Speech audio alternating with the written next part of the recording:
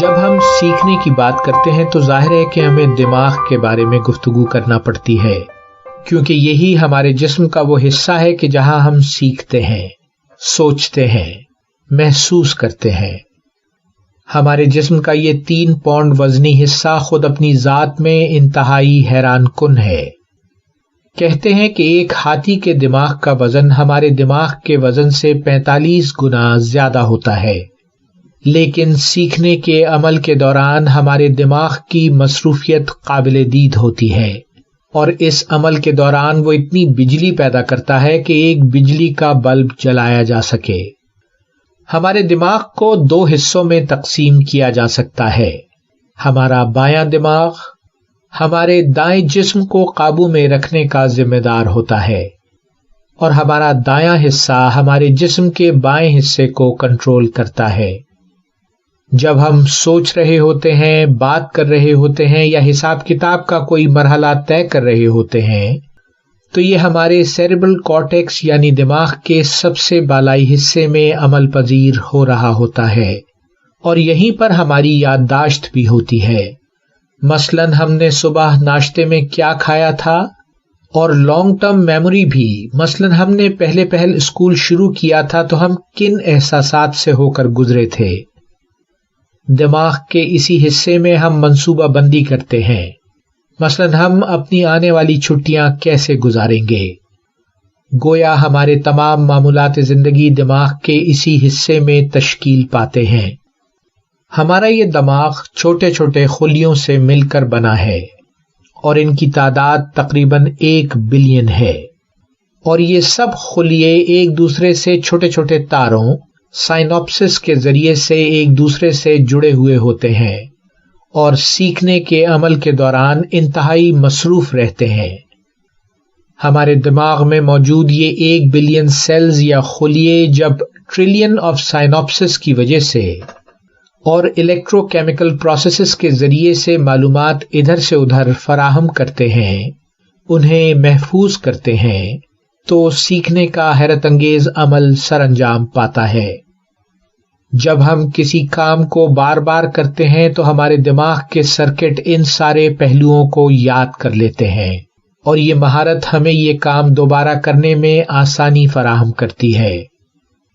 تو گویا سیکھنے کے عمل کے دوران ہمارے دماغ میں موجود یہ نیورل پاتھ ویز بنیادی حیثیت رکھتے ہیں۔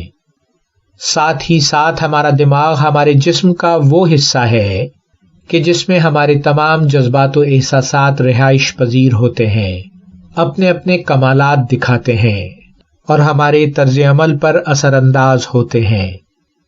اگر ہم بہت خوفزدہ اور تناؤ کا شکار ہوں یا افسردگی محسوس کریں تو ظاہر ہے کہ کوئی نئی چیز سیکھنا ہمارے لیے مشکل یا ناممکن ہوگا۔ یہ بات ایک سائنسی حقیقت ہے کہ جب ہم خوش ہوتے ہیں یا زیادہ مطمئن ہوتے ہیں تو ہم زیادہ سے زیادہ بہتر طور پر سیکھ سکتے ہیں۔ ایسے معاشرے یا ملک جہاں زیادہ خوشی، آسودگی اور زیادہ آرام و اطمینان مہیا ہے، وہ اپنے شہریوں کو سیکھنے کے لیے بہتر مواقع فراہم کرتے ہیں۔ یہ اس ملک کی ترقی کا باعث بنتا ہے۔ بہت سے لوگوں کا خیال ہے کہ ہم انسان یا تو پیدائشی طور پر ذہین ہوتے ہیں یا نہیں، لیکن سائنسی طور پر اب یہ بالکل واضح ہے کہ یہ بات درست نہیں۔ ہم میں سے ہر ایک انسان کا دماغ سیکھنے کے عمل کے دوران مستقل تبدیل ہو رہا ہوتا ہے۔ اس میں موجود ہمارے نیورل پاتھ ویز ایک مستقل تبدیلی کے عمل سے گزر رہے ہوتے ہیں۔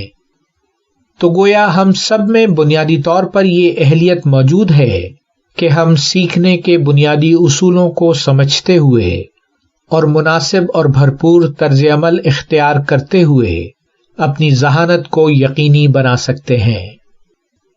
یہ یقیناً ایک بڑی کامیابی ہوگی کہ ہم سیکھنے کے عمل کے ذریعے اپنے محسوسات اور اپنے جذبات کو سمجھ سکیں، اور اس معلومات کو ایک بہتر انسان بننے کے لیے استعمال کر سکیں۔ اگر ہم اپنے دماغ کو مطالعے کی جانب، بہتر علمی اور ذہنی تفریح کی جانب اور زندگی کو بھرپور انداز میں سمجھنے کی جانب متوجہ کریں گے تو یقیناً ہماری ذہانت میں بیش بہا اضافہ ہوگا۔ سیکھنے کے عمل کے دوران اپنی تمام تر حسیات کو، یعنی سننے، دیکھنے، محسوس کرنے اور ہاتھوں سے کام کرنے کے عمل کو سیکھنے کے عمل کا حصہ بناتے ہیں تو کوئی وجہ نہیں کہ ہم ایک بھرپور اور پرمسرت زندگی نہ گزار سکیں۔ میں یہ بات پہلے بھی کہہ چکا ہوں کہ سیکھنے کے عمل کے دوران ہمارا ذہن انتہائی مصروف ہوتا ہے۔ ایک اندازے کے مطابق 1 ٹریلین پروسیسز ہمارے برین میں فی سیکنڈ ہو رہے ہوتے ہیں۔ ظاہر ہے کہ اس میں سے زیادہ تر سب کانشس، یعنی ہماری توجہ کی نظر کے بالکل سامنے نہیں ہوتے، یعنی ہمارے شعور میں نہیں بلکہ ہمارے تحت الشعور میں ہو رہے ہوتے ہیں۔ لیکن فی الحال ہم اپنے شعوری حصہ دماغ کی طرف نظر کریں گے، یعنی کہ صرف وہ حصہ کہ جسے ہم واضح طور پر دیکھ سکتے ہیں۔